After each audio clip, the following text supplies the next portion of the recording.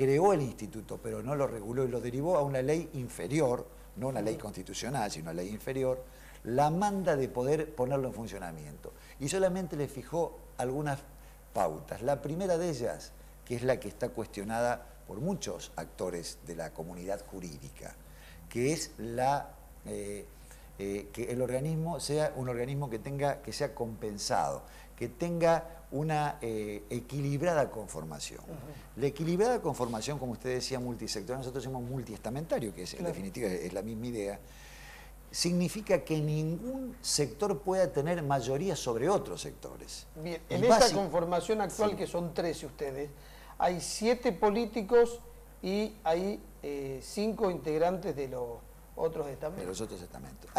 A nuestro entender, no se contempla este equilibrio que la Constitución manda, y esto se traduce en algún tipo de vida interna del propio Consejo. Porque fíjense que ha habido muchos planteos judiciales y se puede dar el caso, que no es que se podría dar el caso, esto está dicho por una jueza contencioso administrativo, cuando analiza las cuestiones puntuales que se le plantearon y dice: si al momento de conformarse las comisiones internas, que esto no ha ocurrido como ella lo plantea, pero puede ser, la comisión de acusación no tuviese la representación de la minoría, el voto mayoritario del oficialismo podía tener el control absoluto del poder de la comisión de acusación, cosa que no ocurre. Pero esto no ocurre porque hay un voluntarismo por parte de quienes circunstancialmente lo integran. Podría haber otro criterio. Y la norma es una norma que es perfectible, porque esto no puede estar sujeto a la voluntad de los actores. Esta es la garantía de las sociedades civilizadas, que sea la norma la garantía, no la voluntad de cada uno. Actualmente, de acuerdo a la composición del Consejo de la Magistratura, el oficialismo, que tiene 5 integrantes, ¿puede tomar decisiones por sí solo sin necesidad de acompañamiento de otros estamentos? No. Lo que puede hacer el oficialismo es que, usted sabe que los actos son por acción o por omisión. Por no acompañar un proyecto, si no hay acompañamiento del oficialismo de una propuesta, no puede salir ninguna propuesta. Claro. O sea que por acción o por omisión hay un peso específico muy fuerte. Hay una cierta dependencia. Hay una dependencia, más allá de la buena o mala voluntad de las personas. Yo nunca juzgo la voluntad de las personas.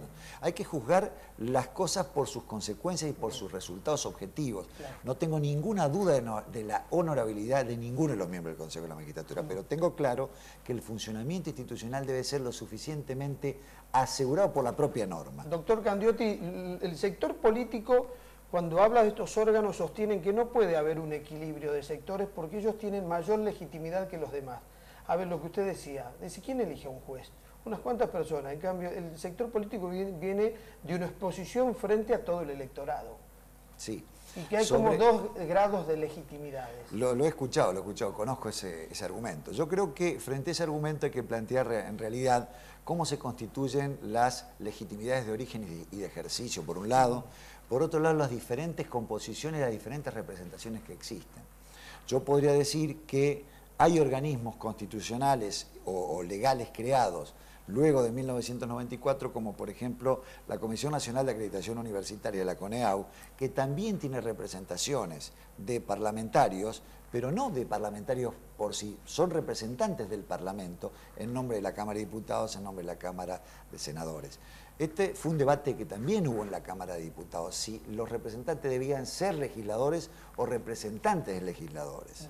Hay situaciones muy particulares. Los legisladores que integran el Consejo en determinado momento tienen una duplicidad de funciones que pone en tela de juicio cuál es la verdadera naturaleza jurídica de qué rol están interpretando. Por ejemplo.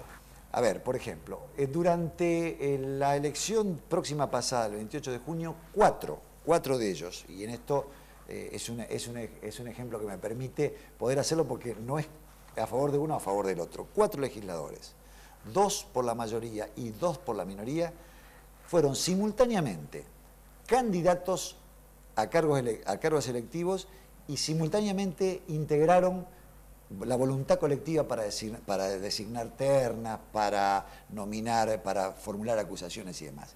Si cualquiera de los otros miembros hubiese tenido algún interés en participar políticamente en la elección, por ejemplo, vamos a suponer que el académico hubiese tenido interés en ser parlamentario, no lo hubiese podido hacer. Claro. Y un juez tampoco, hubiese tenido que renunciar para Hubiese esto. sido incompatible. Es incompatible, fíjese, la incompatibilidad, que es para todos, en determinados momentos tiene una lectura diferente. Pero volviendo al tema central, yo creo que la armonía de los poderes de nuestra República, precisamente la sabiduría que tiene, y esto está dicho por la Cámara Nacional Electoral, la naturaleza jurídica del poder contramayoritario que tiene. Es contramayoritario y tal preeminencia tiene sobre los otros, que es el único que puede revisar la legalidad inclusive de los procedimientos de los otros poderes. Tengo presente el caso Patti, el caso Bravo, cuando la Cámara Electoral se expide aún no cuestionando la elección, sino si los procedimientos adecuados fueron los que la ley mandaba y que el único que podía revisar ese acto era el Poder Judicial.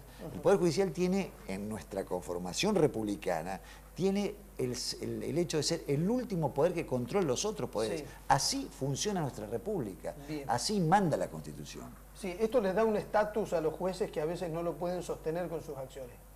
Estamos de acuerdo.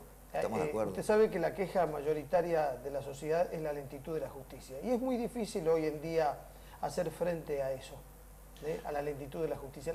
Es como que la sociedad no tiene herramientas.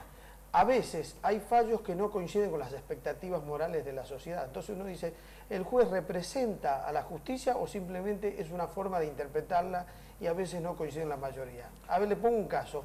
Accidente de tránsito, un joven va a exceso de velocidad, mata a toda una familia. Viene el juez y dice, pero ¿saben qué? Yo interpreto que como es la primera vez, no le vamos a arruinar la vida, le demos trabajo, un trabajo social. ¿Qué dice la sociedad? No, no es la expectativa moral de la sociedad. Viene una persona, un caso reciente, que anunció que tenía actos violentos, que tenía problemas de incontinencia en su conducta, terminó matando a la mujer y el juez lo condenó y dijo, bueno, él ya había avisado de alguna manera, entonces le dio una pena menor a la que le podía corresponder. ¿Me entiende? Entonces, ¿me entiende lo que le quiero decir esto de las expectativas morales de la sociedad? Usted por lo menos ha planteado tres temas. A ver. El primero de ellos, relación de prensa y derecho. Estuve hace muy poco en un seminario sobre prensa y derecho y uno decía que la relación era la relación entre un fondista y un velocista. La prensa es velocista y el Poder Judicial es fondista. Con esta diferencia uno reclama la respuesta inmediata que tiene. El juicio mediático es un juicio inmediato, inminente, rápido, ilevantable. Y el juicio de la justicia de los hombres de verdad, digamos, la justicia con proceso, es mucho más lento. Y esto realmente en muchos casos no coincide con la expectativa y digamos, el reclamo popular que hay. En muchos casos esto puede parecer justo, me parece que en la mayoría de los casos es más prudente que la justicia vaya un poco más lenta que la opinión popular.